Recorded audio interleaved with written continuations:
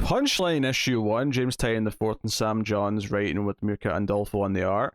So this is, it is Tynion here who's co-writing this, so it is obviously tying into what he's doing in the Bat world and everything that's going on. And interestingly, we have a lot of focus on Harper Row and her brother Cullen, right? Cullen's the name? It's been a while since I've dealt with the character, to be honest. Although, I do have an admission to make. I couldn't finish this. You couldn't finish this? I got about halfway through, give or take, and I got to about a 5-page section that were just like assaulting me with walls of text. And I did have a bit of a headache at the time when I was reading this earlier. And I was just like, I can't do this. Just can't get through this chunk of just massive narration boxes. I think it's like a podcast section. Yeah, so it's the all the podcast episodes. Well, you've failed this podcast, quite frankly. I hate to quote I know, but I could not get past that because it was just... And that's where I was like, I don't think Tynan's writing the dialogue for this issue. I think he plotted it, and whoever the other person was, whose name I've forgotten already, unfortunately. Sam Johns. So this is... We get a little bit of backstory about how Punchline first met Joker. There was this horsey situation when she was on like a school tour of the TV studio somewhere in the city. But ultimately, the idea that she became obsessed, and it's kind of framed around like the court dates coming up, and it wraps around kind of what we've seen in the main Bat book. This video message of her talking about how she's innocent. That kind of happens, a little bit into the book, where essentially the purpose of this is to show the influence that she is kind of having on the city, and why kind of she calls herself Punchline, and the idea being that she believes that Joker's been telling this big grand joke, right? And no one's really finding it funny yet, because, well, you don't find a joke funny halfway through. You find a joke funny when you get to the punchline. That's kind of why she's called Punchline. But the facilitation that she's having for Joker is to basically give him more of a following. Like, she's actually kind of building a following. Like, when she goes into the police like transport van, like one of the guards has a tattoo to show that he's an ally, and he gives her a phone. It's the parallels and kind of like the allegory here that it's just dealing with this idea that she's using memes in podcasts and social media to build up a following for an extreme character, an extreme movement. It's very, having just watched The Boys season 2, it's very Stormfront, and the parallels to like extreme right wing kind of like media and particularly on the internet and those type of more kind of like extreme examples of your... It felt pretty current in that regard. I think this is the first comic I've seen refer to simps. Sure, yeah. I don't think I've seen that in another one yet. And it tries to make it a bit more personal because it uses Harper's brother to... While I couldn't remember his name because it's been such a long time, I still remember that great issue, one of the best issues of Snyder's Batman run, which is the issue that focused on these two characters. I still remember that issue, so it still kind of meant something that he's kind of slowly seduced into thinking like one of these people who are supporting the Joker, almost without realizing that, because he's very... At first he's very adamant that he's against the Joker, but he's kind of starting to come around to the idea that Punchline's innocent and she's not so bad, and she didn't actually kill anyone. And of course, we actually see by the end, like, the way she sort of lured out the Joker to form like a connection with him was basically done via multiple like murders and gassings and like very heinous crimes. But he's essentially like online, someone starts talking to him that he's kind of interested in, and he sends him the podcast and he starts listening to it. And this is where you kind of dove out, is that we get essentially like 4 or 5 of like episodes of her podcast, and it's before she became like Punchline. It's just when she was just investigating and sort of looking into him and building up to the idea that she was going to seek him out. And it's essentially going through the history of some of the big moments. Like, she references Arkham Asylum, the Grant Morrison comic. She references The Killing Joke.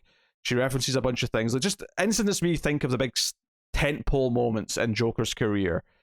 And I kind of like, she actually talks about Arkham Asylum, and she refers to the plot of that book and says it's the first time you took hostages in Arkham, of which you've done many times. But then she kind of doubts herself, or was it the second or third? And I kind of like that flexibility. It's like, yeah, it's an early Joker. What are you counting as continuity? Kind of thing, yeah. So it's just playing with that. Brings up the laughing fish and all this history. So I will agree that there's a lot of text in that section. I kind of like the gist of what it was doing though, in the sense that this issue's trying to take the history of the Joker and turn it into some kind of movement that feels like it's a parallel for like a real life kind of like extremism kind of thing. I don't know if the execution is necessarily all there, but I do think having Cullen, having Harper's brother be sort of asked to meet up in public at the end, and it turns out he's been invited to like essentially the crowd that's all wearing Joker masks, like cheering for Punchline as she walks into the courtroom, and having Harper sort of witness this because she's sort of spying from above to keep an eye on Leslie Tompkins, who's testifying, basically as a doctor as to whether Punchline is mentally able to stand trial and that kind of thing. I do think there's implications here for the future. The idea that she's building Joker into a movement where regular people are being seduced into the idea of Joker extremism. Again, I don't want to call it right-wing extremism because it's not. It's Joker extremism. It's using a fictional thing. It is, but there are very real-world example, like in the UK. Tommy Robinson springs to mind as kind of being a key example of this particular thing. In like, victimized by the press. There's the court cases, and the army of supporters showing up at that. It feels like it's drawn straight from that, in kind of what you're describing here. Yeah, it's going down that path, and I think I actually like what the story does, and I like kind of what it's and especially since I think ultimately Punchline, again, this is something we've been saying in Batman, is that I think she's actually believes in something that isn't true. And I think that's kind of what makes the character a little bit interesting. She's this devout, like, soldier for the Joker, and she believes that ultimately Joker has an endgame. And I don't know if he does. I don't believe the Joker has a real endgame that he's ever going to hit. He keeps having new ideas, and he keeps trying to accomplish those new ideas, but I don't believe there's some big endgame that he's ultimately trying to get to. And I guess this is where you could replace, in this analogy of building up the movement, you could replace the Joker with any number of key political figures from the past few years, in that they spout this rhetoric and this is what we're going to do, and ultimately I don't looking from the outside as someone who's not one of their followers, I'm like, I don't think they have a plan. I think it's just obtain power, it's ineptitude almost. And I'm not saying Joker's plan is to obtain power. That's kind of he has his own agenda, shall we say? But it's not what Punchline thinks, and in the same way that I think it's not what a lot of the political followers think of these. It actually makes Punchline a lot more interesting as a character, kind of the allegories that she's kind of leading to, and because there was that worry the first time you saw her, it's Harley Quinn 2.0, right? That was like the first time you saw her, that was the general kind of like, that's what she probably is. And I think even we felt it a little bit. Okay, so here's Joker's new love interest, characters, whatever. But the more we're seeing what Tining's doing, because unlike Joker, it does feel like Tining has always had a vision in mind for what this character's supposed to accomplish and represent, and I think we're getting that gradually. And so for the most part, I think I actually quite like this issue, despite the fact that it's a bit too long and it's a bit wordy in places. But I think ultimately what it's achieving and what it's doing to set up the future of Gotham and like this Joker following that she's building for him is kind of interesting.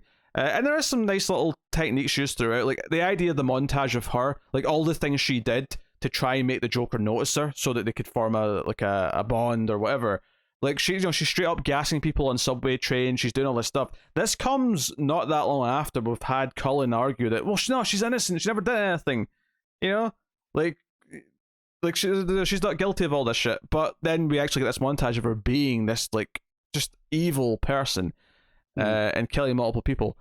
And I'll bet it's an accident that when she's like killing people at this restaurant, the Joker kind of like grabs her from behind, and it's very reminiscent of the pose and that classic Joker Harley Quinn Alex Ross painting, with her dancing.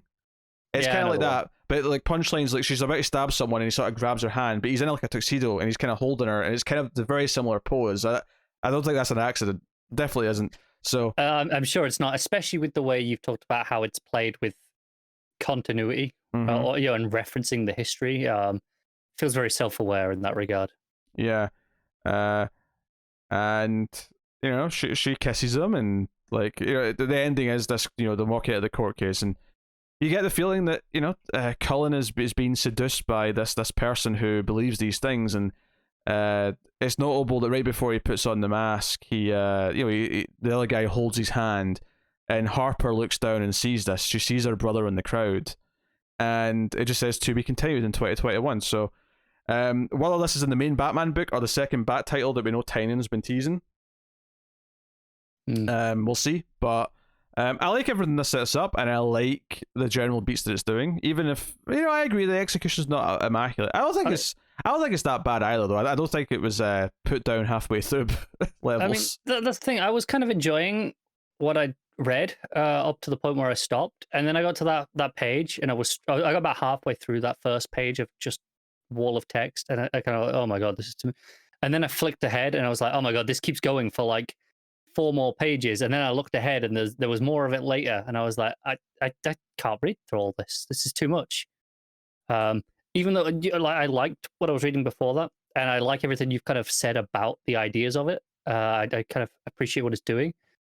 I think the way it was written was too much for me. I didn't think the writing was that bad to get through. There was a lot of it, and maybe it could have been trimmed down a bit, but it was supposed to be emulating this podcast where she's going into detail, so it's kind of this I think for me, it's when you have stuff like that, you have to make the rest of the page engaging. But at least the first 2 pages of this were just set across static full page, more or less, backgrounds. There wasn't like a lot of interesting things going along with this. It was just, I don't know, 8, 10, 12 panels of just very dense narration. They weren't small panel boxes. It was just a lot of text and not a lot of visual imagery. And I think there are better ways to do this in a comic. Frankly, I think that's kind of what it was for me. Yeah. Well, I like the idea of Harper like having someone we know have someone close to them be radicalized. Essentially, I think adds a lot of like personal weight to it, which is quite nice. Also, her final podcast episode, because before she goes to the court case, like she does like her final episode. It's episode number 52, because of course it is. Yeah.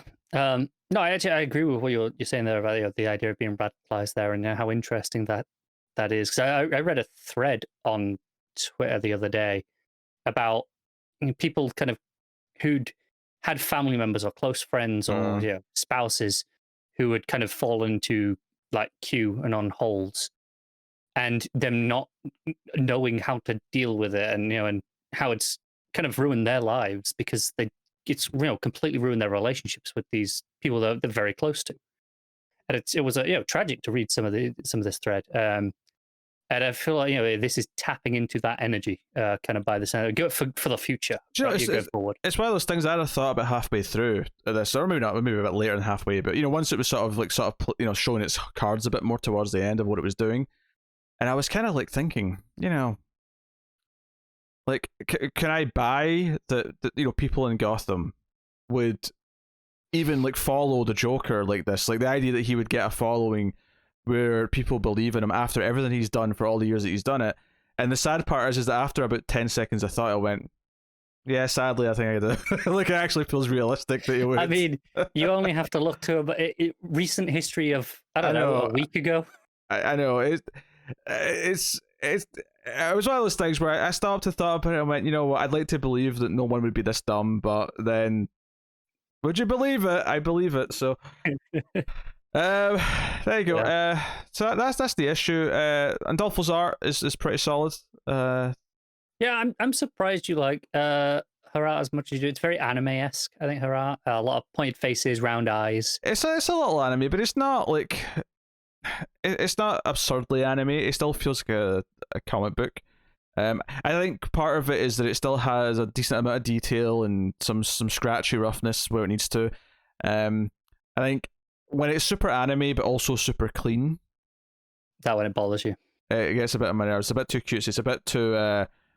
We want to be, I don't know, Sailor Moon or something. I don't know. This kind of does a lot of the anime stylings. I mean, I'm looking at the title page now where Batman's kind of coming through the studio window and taking out Joker, and you've got what I'm pretty sure is Punchline there, kind of looking very anime-esque, with the eyes and the the face shape. It's all like, yeah, it's very stylized in that regard. Yeah, yeah. Oh, I'm looking at that page now. I can see what you're seeing. That's maybe the most anime-looking thing in the whole book, though, is that face. I don't know. There was, I mean, I felt like there was quite a lot of that influence there. Maybe it's just because I'm more attuned to Endolphin's art. I've seen a lot of it, and I kind of just know what to expect, and kind of I see it more. But yeah, I'm surprised it didn't bother you more. But I mean, I'm glad it didn't, because it's nice art. Yeah. No, I'm not too bothered by that. There's definitely more anime. Admittedly, Cullen's haircut's a bit anime, but I think his haircut has always been pretty anime, to be fair. But that's I'm not here to judge the hairstylings of characters typically. Yes, we are not the ones to talk about that. No. But there you go. Also, the guy that's luring in Cullen, he's got a very Archie Andrews kind of look to him. It just occurred to me. I assume this is the Bluff person. Yeah, Bluff, the guy. Right? Yeah. That's his screen name, because he starts talking to him online. Yeah. Yes, that's kind of where kind of just before I stopped. So I didn't realize that's quite where it was going. But no, interesting stuff, I guess. Yeah, no, I'm intrigued. I'm intrigued to see how this stuff plays into the Bat side of things. And you know what? Like, the Bat corner of the universe, more often than not, tends to be pretty solid as a place to like explore. And it's not because there's anything inherently like easier or better about those characters. It's just because they tend to get a lot of good creative people in that corner because it sells well. I think part of it is as well. Because you can slap Batman on it and it'll sell well enough, it means you can have more Bat books, which means in theory you can diversify what they're doing a bit more. It gives you a bit more creative freedom. I mean, just before I think it was just before Rebirth, we had Gotham Academy and Gotham by Midnight, I think they were both at the same time, and one was like this full anime high school thing, and one was like the horror supernatural police book. And both are going on at the same time, and both sold well enough just because you slap Gotham on them, and it gives you that freedom to do those books alongside the main ones. I don't know if there's any other area in comics, or DC Comics specifically, that has that freedom, where it just has almost no diminishing returns on the amount of sales, where that they'll still make their money just by slapping the name on it. Yeah. So no, I'd say overall, I think the issue's pretty good. I think it's an interesting direction, and I like what it's doing overall. Yeah, it's just maybe a bit on the long side, maybe a bit wordy in places, but I'm definitely. I definitely like Harper Row being a factor again, because that was kind of a side character. I've still never really forgiven Snyder for introducing such a great character and then just forgetting she exists almost immediately. But yeah. It is what it is. So what are you giving Oh yeah, you didn't finish it. I don't think it's fair for me to give it a rating, although I will say, despite having not finished it because of the writing, I like the ideas, which says to me I like what Tynan's doing, and I will be excited going forward. I don't really like the scripting of this particular issue. Yes, just watch the second book be scripted by this person. Via Tynan's notes. That would make me rather sad, I have to admit. I mean, I thought it was a fine enough read, so I wouldn't be that upset to begin with. And but hey, anyway, I'll probably. I think I'm happy to go with a 7.5. I'm not going to quite call it great, just because there are things that could be spruced up, but the ideas in there are good enough that I do think it's worth the time if you care about what Tynan's Bat plans are for the next year. So that is Punchline.